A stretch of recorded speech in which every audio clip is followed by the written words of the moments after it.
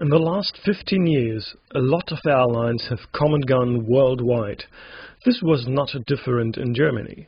This video is not about airlines that only changed their names so that they technically still do exist, like Hapag-Lloyd-Flug, who have essentially become TUI-Fly nowadays. This video is about German airlines that simply ceased to exist. So this video is also not about Germanwings, which is a shame because their original livery was quite unique, but Germanwings did not went bankrupt, but ended up as today's Eurowings, and they have always been a Lufthansa daughter. So let's start with the most infamous and biggest German airline which vanished, Air Berlin. Founded in 1978 as an US-American airline, so it could fly in and out of West Berlin, which was not allowed for Western German airlines at that time. Air Berlin became a German company in 1991, and they had ambitious plans. They grew and grew to a fleet of more than 150 aircraft, and in this process they bought a couple of other German airlines. In their heyday, they carried more than 30 million passengers annually. The problem was, they didn't know what they wanted to be, or they wanted to be everything at once: a low-cost carrier, a network carrier, a holiday airline, anything. But one of the major problems has been a catastrophic cost structure. Aircraft leased on a long-term basis for very high rates seem to have been one of the many issues. Air Berlin finally folded, and the last Air Berlin flight landed on October 27, 2017 in Berlin. But Air Berlin did not only vanish themselves, they made others disappear. They took over a couple of airlines like LGW, Luftfahrtgesellschaft Walter, who later operated Air Berlin's turboprop fleet. They took over Deutsche BA, but that was even before 2008, and most famously they took over LTU. LTU International Airways, LTU stands for Lufttransportunternehmen, by the way, had been founded in 1955 already.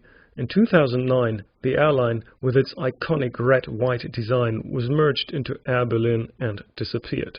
Before that, they were mainly a charter airline, flying for tour operators, and were a competitor to Condor, for both flew long-haul as well as intra-European. As for charter airlines, there were many, and many failed.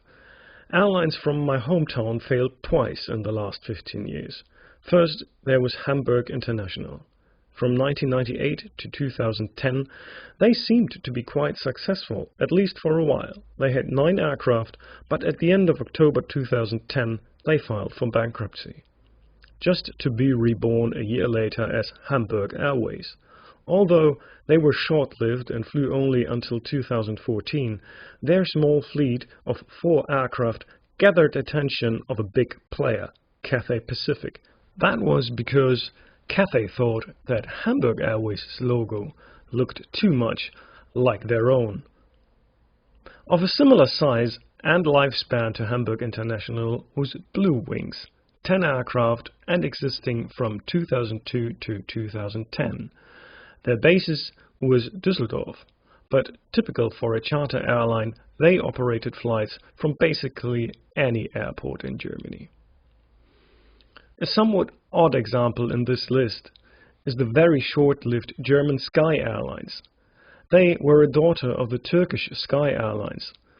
The idea was that with a German air operator certificate, they would be allowed not only to fly to Turkey, but from Germany to any other European destination.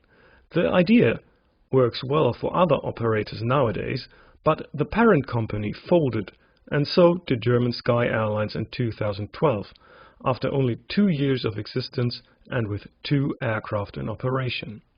OLT, or Ostfriesische Lufttransport, had a much longer history. Founded in 1974, they were active for years, mainly with small piston-engined aircraft busy flying to Germany's many islands.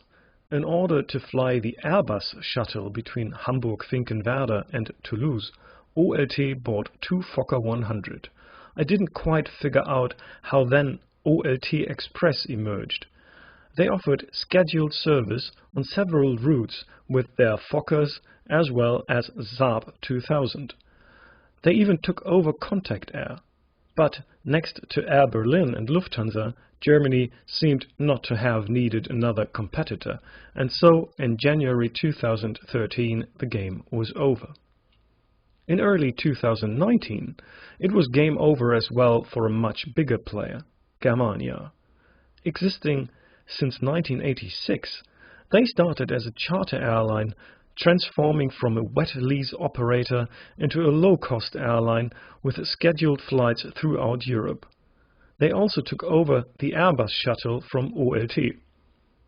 At the end of their existence, Germania had a fleet of 34 aircraft, with 28 on order. The next two airlines were probably too dependent on Lufthansa's goodwill. Especially true for Augsburg Airways. Founded in 1980 as Interhot, they changed name in 1996. They immediately started to cooperate with Lufthansa and were operating flights under LH flight numbers on regional services since 2003. In 2012, however, Lufthansa announced that the cooperation with Augsburg Airways would be suspended.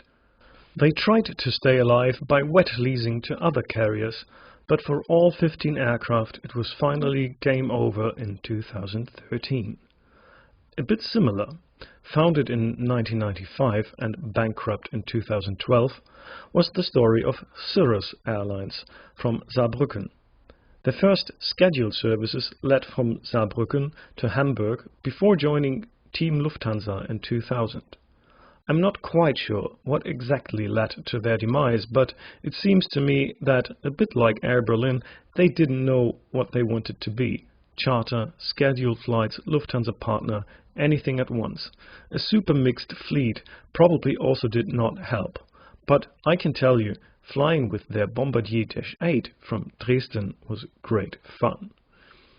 And finally, an airline with one of the most unique and distinguishable liveries of all time.